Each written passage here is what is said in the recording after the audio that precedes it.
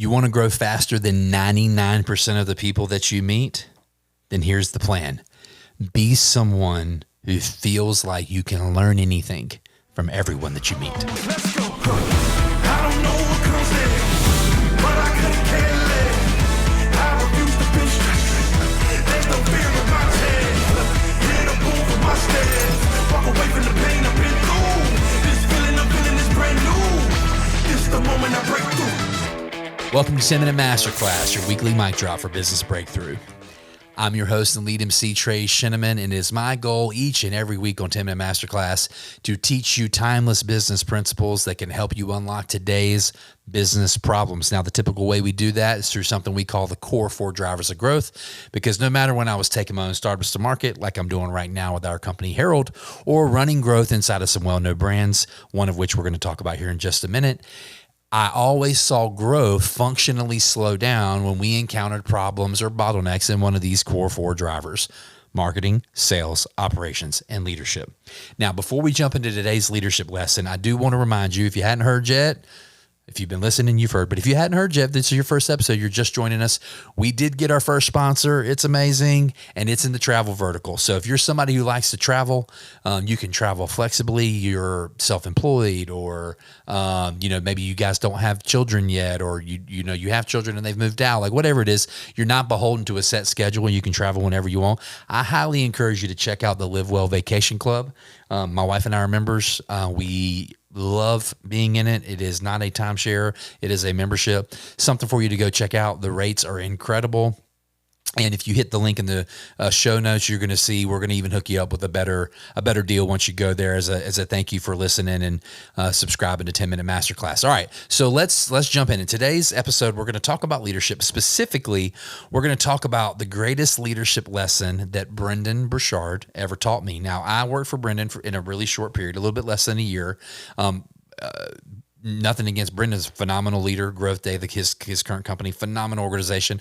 I love that team. I had just started my current company, Herald, on the side, and Herald was growing a lot faster, honestly, than I anticipated it was going to grow at the time. And so what was originally going to be a 3 to 5 year run in my brain of helping work at GrowthDay ended up being short-lived just because of being able to step into being an entrepreneur. And those of you that are close to me know that we've had some health issues going on with our son. And so entrepreneurship has been a very flexible vehicle for us. So anyways, my time at GrowthDay was a lot shorter than I really went into it thinking it would be, but man, was it packed with wisdom at every turn.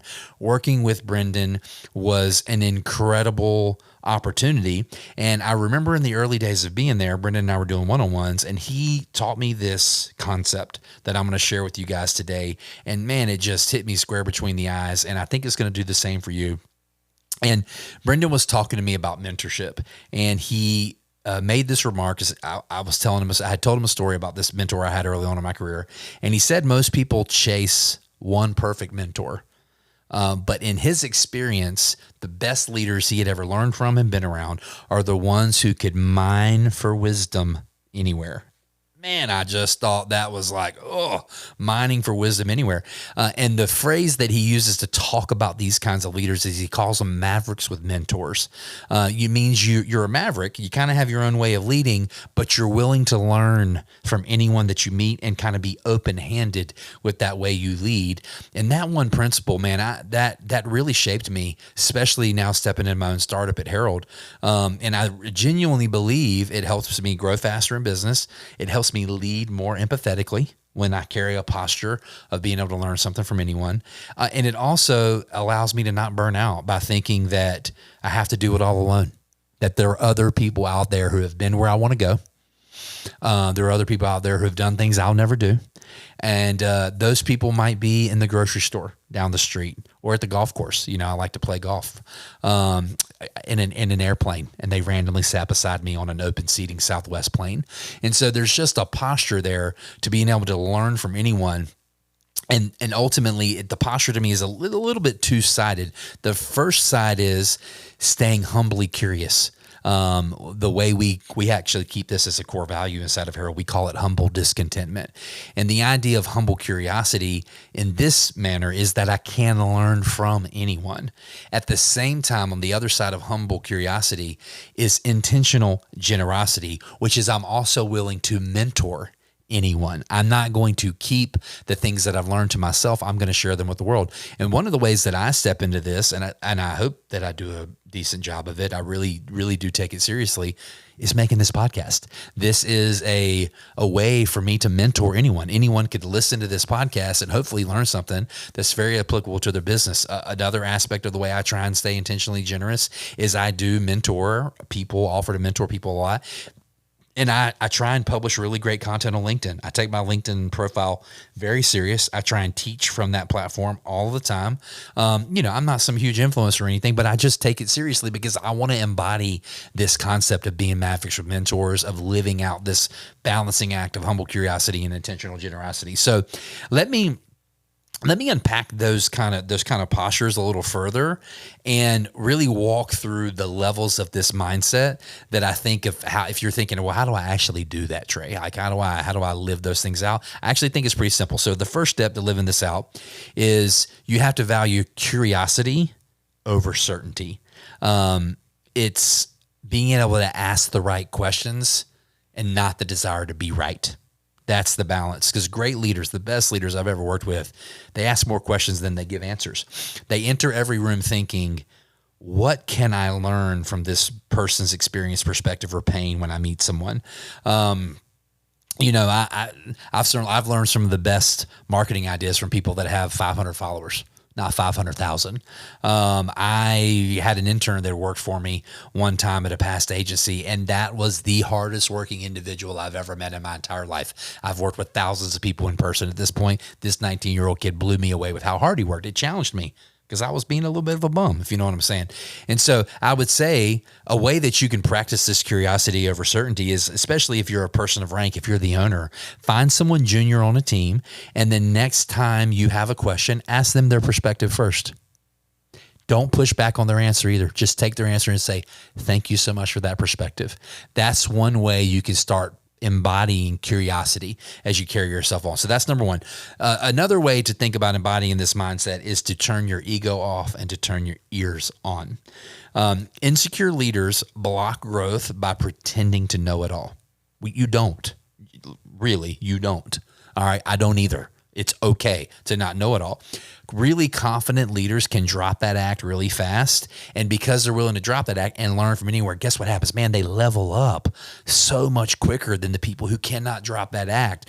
I remember, when I was learning this concept from Brendon, I was just an independent contributor. It was the first time in my career in like 9 or 10 years that, I kind of had some people that were somewhat reporting to me, but it was a little bit of a different kind of a setup there. And I remember thinking like, I'm not really leading here. But Brendon's remark was like, you're leading here. Like you're leading here because everyone's learning from you, that sort of thing. And so turn your ego off. My ego was kind of getting in the way of like, I don't really have the responsibility I'm used to. And he's like, turn your ears on, listen for the opportunities where you can step in and add value. And so that was really good. So one way to me that I think you can turn your ears on is to keep what I call a mentor map. Have people in your life that you're learning from spiritually, physically, emotionally, personally, professionally. Now that might be one really good mentor that's doing all those things, or it might be 5, but keep a mentor map so you can make sure that you're being challenged and you've got your ears on to the right people. The last way that you can practice this curiosity, this concept around being a maverick or mentor is to be teaching. You have to give to grow. So even if you're not being mentored right now, mentor someone else and teach them. When you mentor someone, even if it's informally, you're reinforcing your own beliefs in your brain. Those are being cemented in you. It's sharpening your thinking. And more importantly, it's creating a legacy.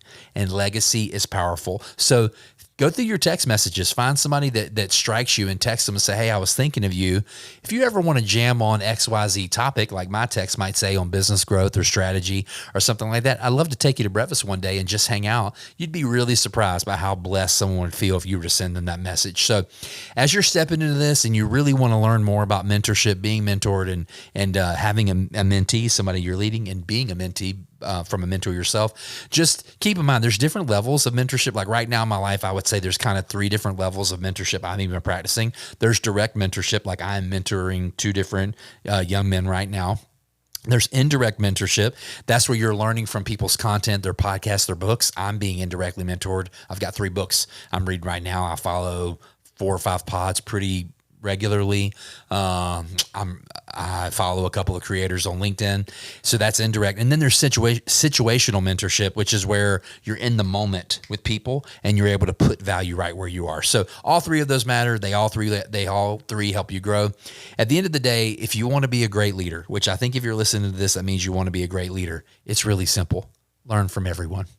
Learn from everyone. Be generous with what you know, and never forget, it's not about being the perfect guide or finding the perfect guide or being the perfect mentor. It's about the posture of being open to learn anything from anyone, anywhere. I hope you got some value out of this. Thanks so much for listening. And until next time on 10 Minute Masterclass, we'll see you on the flip side.